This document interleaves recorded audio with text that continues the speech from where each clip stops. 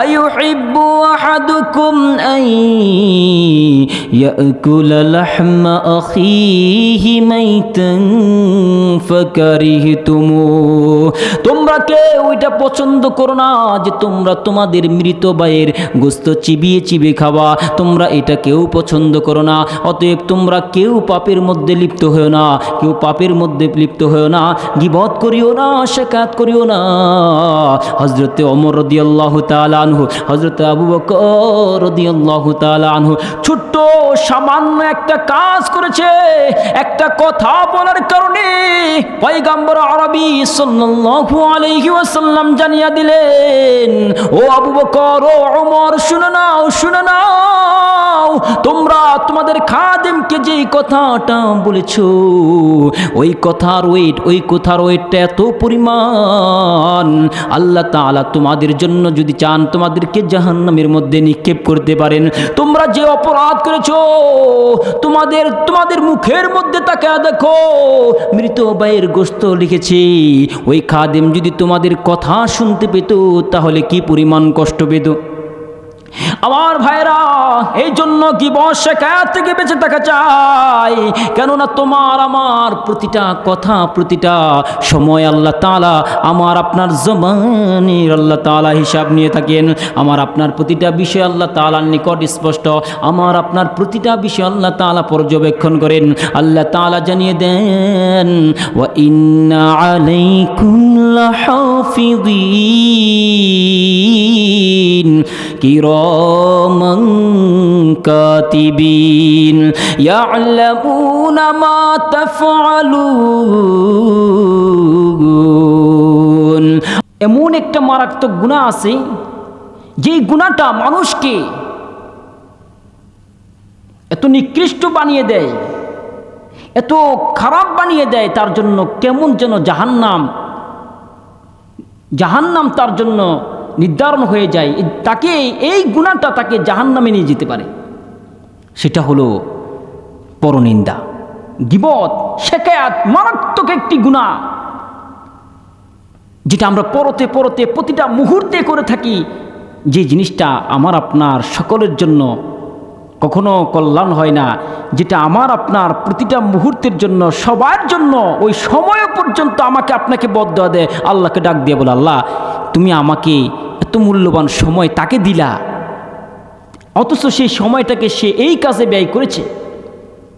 মানুষের গীবত শিকায়াতের মধ্যে সে সময় ব্যয় করেছে, আর সেটা হলো গীবত, শিকায়াত, পরনিন্দা, অপরের দোষ খোঁজা, অপরের বিভিন্ন ধরনের কাজকর্মগুলো খুঁজে এখানে যে কথা এখানে লাগানো সবচেয়ে মারাত্মক গুনাহ, যে গুনাহ আমাকে আপনাকে জাহান্নাম পর্যন্ত নিয়ে যেতে পারে।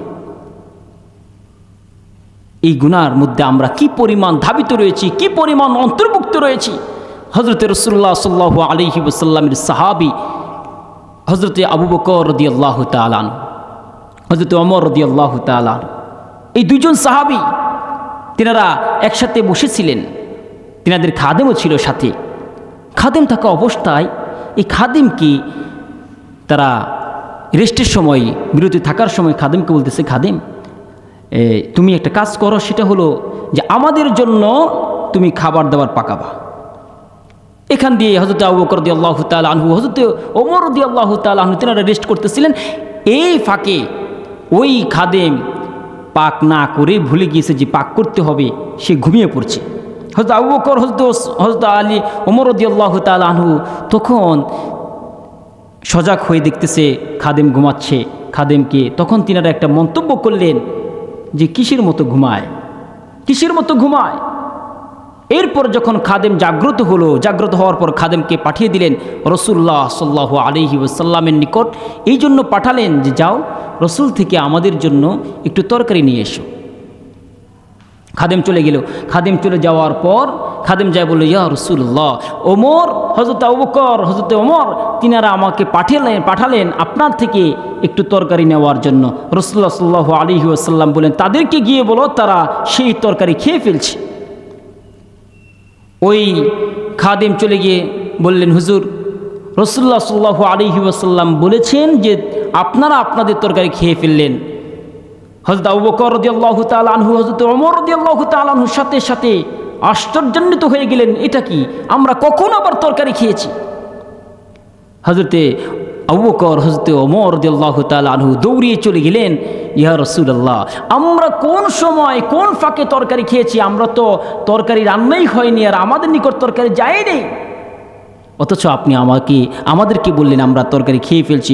রাসূলুল্লাহ সাল্লাল্লাহু আলাইহি ওয়াসাল্লাম জানিয়ে দেন, ও আমার সাহাবীরা, তোমরা যে দেখো তোমাদের দাঁতের ভিতরে গোস্ত লেগে আছে, এর কারণ কি জানো? তোমরা যে একটা মন্তব্য করেছ তোমাদের খাদিমকে নিয়ে, আর সে যদি এটা শুনতে পেত কতই না কষ্ট পেত। এই জন্য আমার ভাইয়েরা, গীবত শিকায়ত করা যাবে না। দেখা যায় এখন প্রত্যেকটা মুহূর্তে মুহূর্তে এই বাড়ির মহিলা ওই বাড়ির ঘরে, ওই বাড়ির মহিলা ওই বাড়ির ঘরে, একজন একজনের পিছে লেগেই আছে। বরঞ্চ দেখা যায় কেউ কারো পিছনে লেগে থেকে কেউ যদি সময় নষ্ট করে, নিজেরই লস, আখিরাত লস, দুনিয়া লস, সব দিক দিয়ে লস, সবার জন্য ক্ষতি। আমার ভাইরা, এই জন্য গীবতের বিষয়ে আল্লাহ সুবহানাহু ওয়া তাআলা পবিত্র কোরআনুল কারীমে আল্লাহ সুবহানাহু ওয়া তাআলা জানিয়ে দেন, ইয়া আইয়ুহাল্লাযীনা আমানু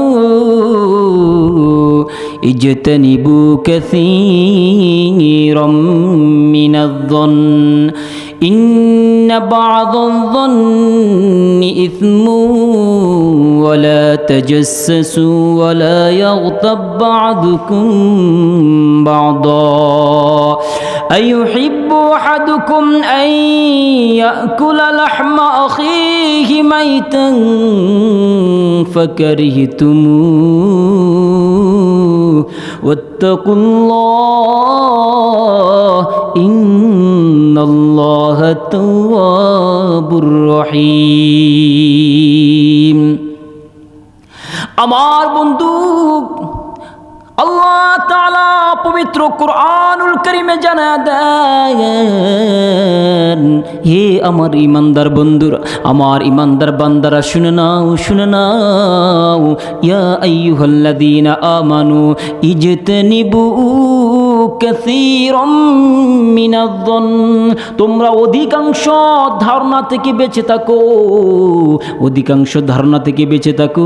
কেননা জানো না, ধারণা এমন একটা পাপ, ইন্না বা'দায-যন্নি ইসম, কত ধারণা এমন রয়েছে যে ধারণাগুলো মানুষকে পাপের মধ্যে নিয়ে যায়, মানুষকে পাপের মধ্যে অন্তর্ভুক্ত করে ফেলি। ধারণা, কিছুতে কিছু হলে কেউ চুরি করলো না, তাও আমরা ধারণা করিনি সে চুরি করেছে। আবার কেউ চুরি করেছে, তাকেও যদি আমরা ধারণা করি, কেউ চুরি করলো, তাকে আমরা ধারণা করলাম, দেখি নেই, জানি না, শুনি না, তাকে ধারণা করলাম সে চুরি করেছে, সেটাও গুনাহ হবে। আপনি না দেখে একজনকে চোর সাব্যস্ত করলেন, না জেনে চোর সাব্যস্ত করলেন, কবিরা গুনাহ, যা আপনার আমার প্রত্যেকের জন্য একটি কবিরা গুনাহ, জাহান্নামে নিয়ে যাওয়ার জন্য যথেষ্ট।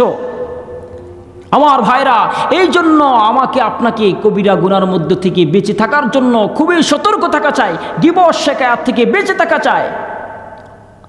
এই জন্য আল্লাহ সুবহানাহু ওয়া তাআলা বারংবার বিভিন্ন স্থানে বিভিন্ন পর্যায়ে জানিয়ে দিয়েছে, আমার বান্দারা খবরদার এই কাজ করো না, এটা করলে তোমার জন্য জাহান্নাম, এই কাজটা করো না, গীবত করো না, তোমার জন্য জাহান্নাম, শিকায়াত করো না, তোমার জন্য জাহান্নাম, তুমি মানুষের দোষ ত্রুটি তালাশ করো না, তোমার জন্য জাহান্নাম, ফাহিশা কথা বলো না, তোমার জন্য এটা হতে পারে জাহান্নামের কারণ, তুমি তোমার অঙ্গ প্রত্যঙ্গকে খারাপ কাজে লাগাও না, সেটাও তোমার জন্য জাহান্নামের অন্তর্ভুক্ত হওয়ার কারণ হতে পারে। আল্লাহ সুবহানাহু ওয়া তাআলা এই জন্য সূরাতুল কাফের ভিতরে কত সুন্দর করে মানুষকে স্পষ্ট করে জানিয়ে দিয়েছেন, প্রতিটা শব্দের ভিতরে আল্লাহ সুবহানাহু ওয়া তাআলা কত সুন্দর করে জানিয়ে দিয়েছেন। ঈমানদারদেরকে আল্লাহ তাআলা জানিয়ে দেন, ইয়া আইয়ুহাল্লাযীনা আমানু ইজতানিবু কাসীরাম মিনায-যন্ন ইন্না বা'দায-যন্নি ইসমুন ওয়ালা তাজাসসু ওয়ালা ইয়াগতাব বা'দুকুম বা'দা। আল্লাহ তাআলা জানায় দেন, ও আমার বান্দারা শুনো, ও আমার মুমিন বান্দারা শুনে নাও, তোমরা দুনিয়াতে যতদিন জীবিত থাকো মনে রাখিও, তোমরা কেউ কারো দোষ ত্রুটি তালাশ করিও না, কারো পরনিন্দা করো না। ওয়ালা তাজাসসু, আল্লাহ তাআলা জানায় দেন, তোমরা কেউ দোষ ত্রুটি তালাশ করিও না। শুধু তাই নয়, ওয়ালা ইয়াগতাব বা'দুকুম বা'দা, একে অপরের গীবত করিও না, পরনিন্দা করিও না। আল্লাহ তাআলা জানিয়ে দেন, তোমরা কেউ কারো পরনিন্দা করো না, কেউ কারো অপরের পরনিন্দা করো না, পিছনের কোনো দোষ ত্রুটি তালাশ করিও না। মনে রাখিও, যখন কোনো বান্দা কেউ কারো দোষ ত্রুটিগুলো তালাশ করে করে সামনে অগ্রসর হয়, একদিন দেখা যায় তার মাধ্যমেও আল্লাহ তাআলা সেই কাজটা করে আনেন। আইয়ুহিব্বু আহাদুকুম, তোমরা কি কেউ এমন কাজটা পছন্দ করো? না না না। ওয়ালা ইয়াগতাব বা'দুকুম বা'দা, আল্লাহ তাআলা জানায় দেন, আল্লাহ তাআলা তোমার জন্য, আমার জন্য, তোমার আমার সিকিউরিটির জন্য, তোমাকে আমাকে পর্যবেক্ষণ জন্য আল্লাহ তাআলা দুইজন ফেরেশতা নিয়োজিত করেছেন, কিরামান কাতিবিন, যারা হলেন সম্মানিত লেখকদ্বয়। তিনারা আমার আপনার প্রতিটা মুহূর্তের, প্রতিটা সময়ের কাজগুলো লিপিবদ্ধ করেন। আমরা যদি ভালো কাজ করি সেটাও লিখেন, আমরা যদি নামাজ পড়ি নামাজটাও লিখে ফেলেন। নামাজ পড়েছি, যখন ফজরের নামাজ পড়লাম সাথে সাথে আমার আপনার ফজরের নামাজটা লিপিবদ্ধ হয়ে যায়। জোহরের সালাত আদায় করেছি, জোহরের সালাতটাও সাথে সাথে লেখা হয়ে যায়। আসরের সালাত আদায় করলাম, আসরের সালাতটাও আমার আপনার লেখা হয়ে যায়।